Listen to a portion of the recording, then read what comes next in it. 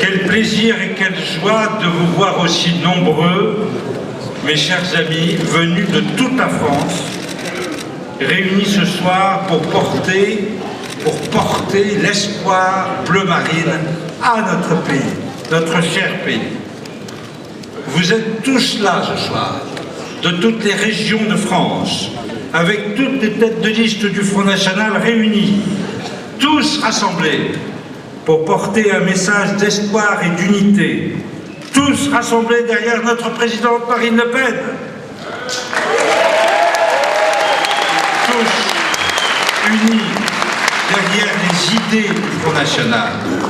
Vous êtes unis, nous sommes unis, pendant qu'à gauche, on assiste à un concours d'avaleurs de couleurs, d'avaleurs de bols de crapaud.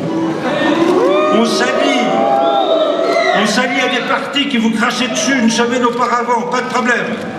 On magouille ici ou là avec les écolos pastèques, verts à l'extérieur, rouges à l'intérieur. Dans le Grand Est de Florian Philippot, le Parti Socialiste appelle même à voter pour la droite contre son propre candidat. L'UMPS, mes chers amis, dans la réalité des actes que nous voyons tous les jours, est dans une sorte d'insulte à la démocratie. Vous êtes unis pendant qu'à l'UMP on se chamaille pour savoir quelle grosse légume n'est pas bienvenue au meeting des uns et des autres. C'est dire que l'héritage de l'échec sarkozyste semble difficile à assumer. Surtout quand la plupart des têtes de liste, et je pense spécialement à Mme Pécresse, en sont directement co-responsables. Héritage comme la suppression des postes de policiers et de militaires, héritage comme la déstabilisation de la Libye et son corollaire d'explosion migratoire et de clandestins.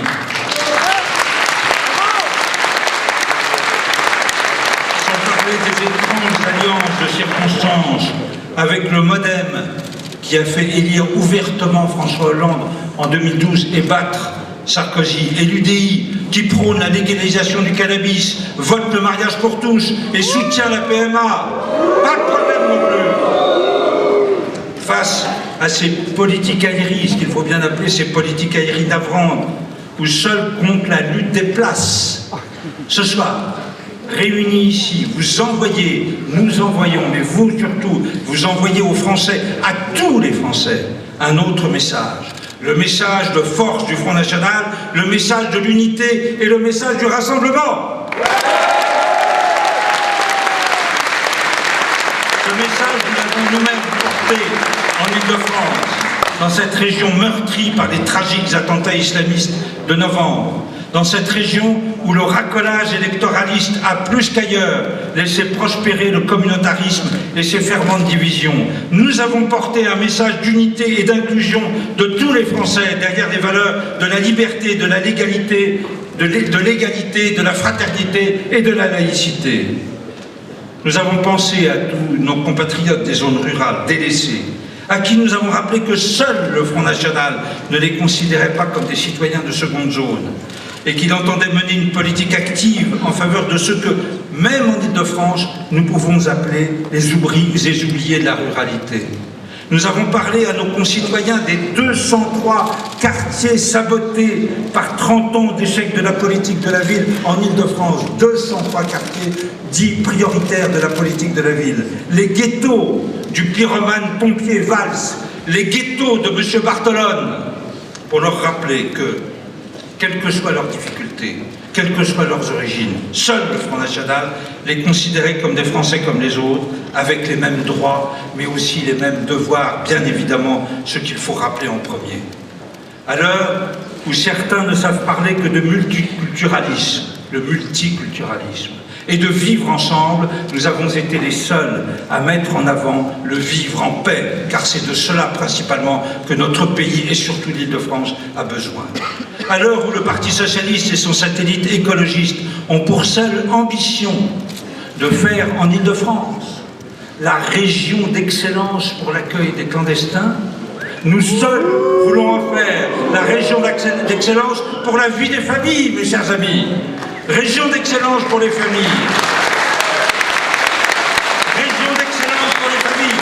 Fil d'Ariane de notre programme pour l'action économique, les transports, la sécurité, le logement, la santé, etc. Véritable fil d'Ariane.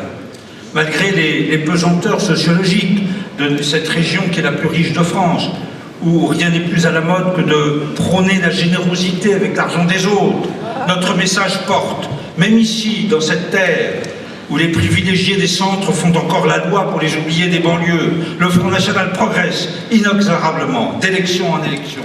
Dimanche dernier, avec tous nos candidats, toute notre équipe, nous avons doublé notre score de 2010. Dimanche prochain, j'invite les franciliens et tous les Français, bien entendu, à ne pas se tromper de bulletin de vote. Le seul vote d'espoir, le seul vote du changement, c'est le vote bleu marine.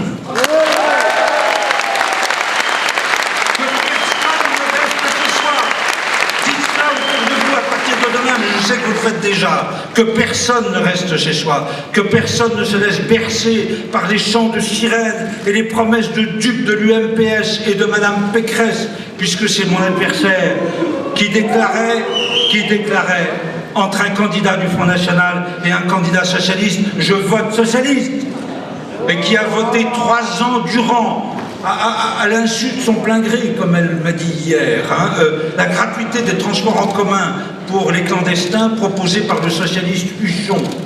Que personne ne se laisse bercer par ce genre de personnage. Dans nos régions, le vrai changement c'est maintenant, dites-leur, car après nous savons, il sera trop tard.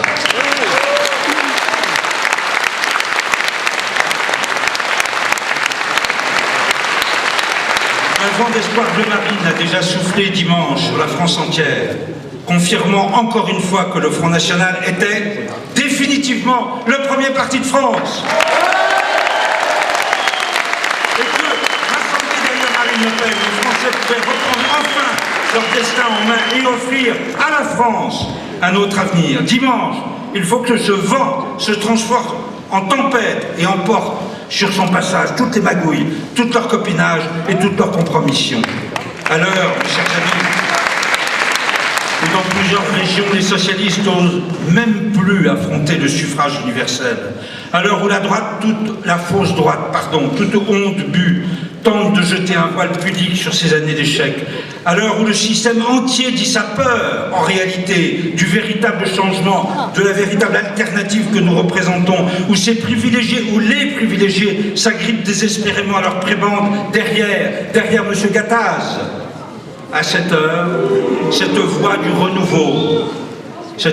renouveau qui s'est déjà fait entendre dimanche dernier, il faut, cette voix, qu'elle se transforme en cri dimanche prochain, dans notre République, pour le peuple de France. Cet espoir d'un autre avenir a une couleur, le bleu marine. Il est incarné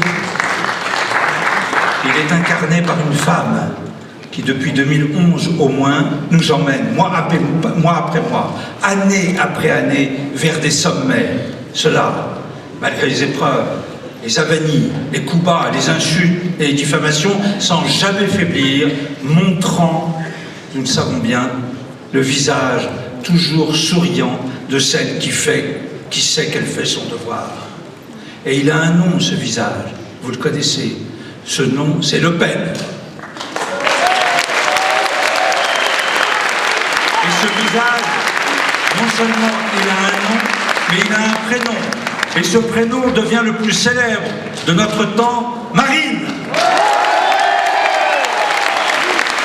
Je vous demande, bien entendu, de faire un accueil aujourd'hui, mais pour les semaines, les jours, les mois qui viennent, les années qui viennent, un accueil extraordinaire à la présidente du Front National, Marine Le Pen. Merci.